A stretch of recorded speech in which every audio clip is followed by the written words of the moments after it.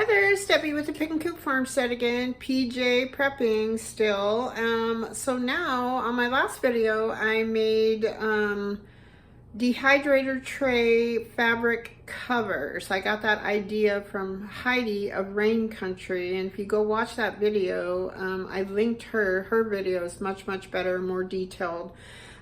She's amazing. She does all kinds of great stuff. Also today, now I'm going to be dehydrating potato slices. I have canned potatoes all different ways, and I just don't like the flavor that you get. It changes the flavor. So I'm going to try dehydrating. Today I'm doing slices. I'm going to go ahead and I will link Heidi's video in the description on dehydrating potatoes. But I wanted to make my tray covers first before I went ahead and did this. So you're going to need an oven. She puts them in the oven first. A lot of people blanch them. I've got some baking trays. I've got some avocado oil. I have this handy dandy little slicer. It sticks right to the counter. I have something for my potatoes to go into. I'm just doing 3. They're these huge big baker potatoes. I peeled them. They're just russets. And then I have my other little slicer. I don't know if this one's tough enough to do the job, but I have the one like Ruth Ann has. It's a vintage one. And I put a big thick, it's got a thicker slicing thing, so I have a feeling I'm probably going to want to use that one. So we're going to go ahead. First things first, I preheated my oven to 350. We're going to come over here and we are going to lightly oil our pan so our potatoes don't stick. I don't even know that I'm going to need both of them, so I'm not going to oil both of them. I have a feeling with just these few potatoes, albeit that they are rather large, I'm not going to need them. You can also, like Heidi says, you can use a glass, like Pyrex baking dish. Says it works quite well for this. And the reason we're doing this before we dehydrate them is that that way they don't oxidize, they don't turn black. They're still good to eat, like Heidi says, they just don't look very good. All right, we're just gonna do the one tray because I'm lazy when it comes to dishes and I don't wanna wash an extra pan if I don't have to. All right, so I'm gonna leave this out just in case I need it. So you can't see what I'm doing. Hello, it's the avocado. All right, so we have the first potato. I'm gonna put it in here, fat side down, and we're gonna see how these come out. It's working famously, but they're pretty thin, almost like potato chips, which might not be a bad thing. They'll cook faster. Okay, when you get down to this part below your plastic, there's a handy little pusher, I call it. I don't know the correct terminology. And then that way you're not cutting your fingers. Push it all the way down. This thing, I have used it for cheese, all kinds of stuff. And I'm going to show you these guys. Look at these guys. Perfect. I'm thinking we're not going to have to bake these because she has bigger, thicker slices. We're not going to have to bake these for 45 minutes. That's what she recommends. So we'll just put them in the oven, same temperature, 350. This, uh-oh. Now we got to wash that. Undo this. Let me try this thing.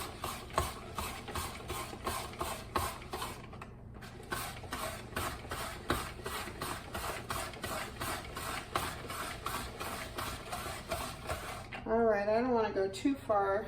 I don't want to cut myself. Now it has 2 of the settings like this. But this was the thickest one that I chose. Now I've got to go wash my pushing thing. I'll be okay. We're back.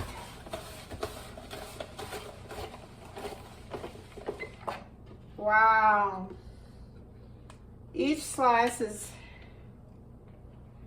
there's one stuck in there, is uniform. Got one more potato. All right, here we go. Uh-oh, this one's, oh, hello. Maybe I need more coffee today. I didn't take the pushing thing out. Oopsie. See, every once in a while, it does that. That's the only thing I could complain about this thing. And I think it's just because I didn't get it tight in the beginning. Okay, we're ready for our pusher. I guess I could have fast forwarded through all this, but I find this little machine very gratifying to use. And yeah, that's incredibly wonderful. Thank you, sister. Okay, so now we're coming over to our pan. There we go. Now she kind of just stacks them on here. We might have to use both, I don't know. They don't have to be single layer.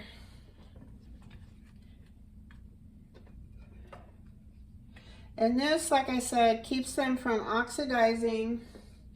Plus it gives them a jump start on drying. Look at that. I'm just, woohoo! Amazing! All right, you know what I think I am going to do is I am going to, just because I didn't oil it, I'm going to need it. So we're going to go ahead and oil this one and layer this one up. We'll be right back. All right, we got them both loaded. The oven is already preheated at 350. We're going to go ahead and pop them in, and I'm going to start checking them every 15 minutes just because they're so much thinner. Okay, we'll be back. So this is at 15 minutes, and I'm just going to kind of flip them over a little bit, and you can see the moisture is starting to come out of these little guys. I just want to spread them around, and there we go. They are not sticking to my thing, which I'm pleasantly surprised about that. I almost put some parchment paper, but I did not, so we're gonna see. I don't know why I feel the need to do my trial runs with you guys on board. I guess you can see, learn from my mistakes. All right, so these are over. I'm gonna put them back in for another 15 minutes. And then while I'm doing that, I'm gonna put my tray covers on. So we're at 30 minutes right here, hot out of the oven. I'm going to go ahead and put these on my tray because they're hot and they seem to be cooked through. Whether they turn or not is another story. I don't know. Ooh, these little dudes are hot.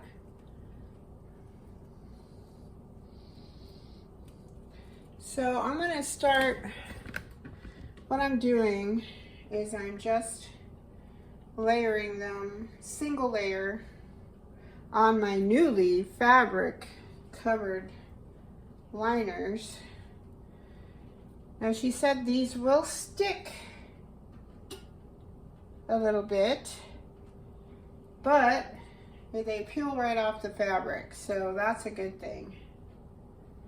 I'm so tired of making things and then it sticks to the fabric, like, or excuse me, the trays, And it's not so bad if it's something like jerky where you really don't care if it breaks, but I have like strawberries and all those fun things, and it just disintegrates it when you try to get it off of there.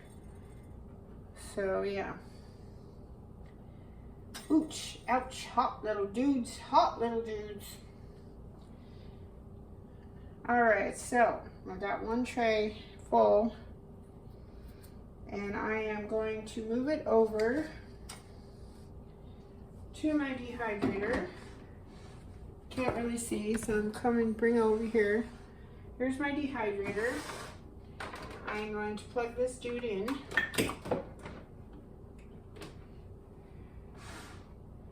I don't know if they're going to turn brown or not, you guys. I think they are. But you know what?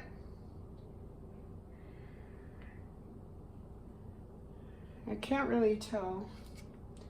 I'm just going to go for it. Next time I'll know better.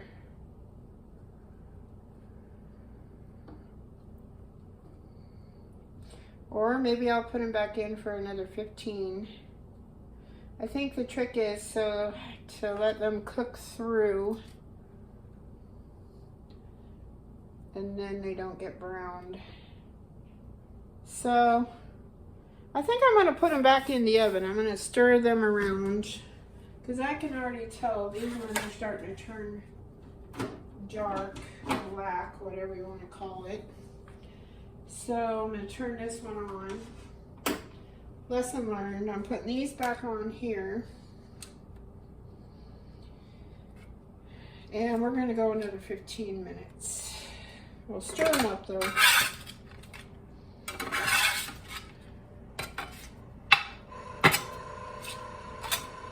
I don't mind my dehydrator, my thrifted dehydrator. It has to start up and the fan makes a funny sound and then it levels out. Alright, so these are going to go back in the oven for another 15 and then we'll be back. Alright, so we did 3 rounds, 15 minutes each, stirring in between. Some of them are kind of golden, but that's okay, I don't mind. So I'm going to go ahead and line on my trays with these, and I'm going to call it good. So, and then I'm going to put them in the food dehydrator, and then I rotate my trays every once in a while because it's one of those stacking ones. So it'll be quite a while before I get to the last video. And then we'll take a look and see what they look like. You have to dehydrate them until they're super hard and they actually snap in half. That's the goal. Because you don't ever want to jar up or seal up anything that is not completely dry. So I think I'm going to let these cool for a few minutes because they are hotter than heck, and I'm going to go feed my chickens. So we'll talk to you later. All right. So I didn't have enough room in my dehydrator, and I don't want to get my other one out. I stuck these guys back in here on an oven with the door ajar, and on the lowest setting it will go. You have to leave the door open ajar. I haven't done it this way in years, so the moisture can escape. So we'll see which ones turn out better, the oven or the dehydrator. Okay, so it's the next day on my dehydrated potatoes. So I wanted to show you the difference. These guys, you can actually see through them because I cut them so thin. But these are the ones that I finished in the oven because I didn't have room. And let me show you. They snap. That means they're dry. Then we are going to grab a tray. And they peel nicely. I got to show you this. Watch this. I'm very excited about this. Off my cloth liners that we made, they peel right off of that. Look at that. There's no particles of cloth, nothing. And these guys snap. So there's virtually no difference. So I'm just going to put all of these in here for right now. Ziploc bag. This is what you want. You want them to snap. Next time I do this, I'm going to make them a little thicker. Now these can be added to soups, all kinds of stuff. You can make like potatoes au gratin. You just put them in, bring your water to a boil and then simmer them until they're tender. These also, I imagine you can make potato chips the same way because we cut these so thin that you could add a little sea salt. All that. So this is kind of cool. I'm loving these tray liners.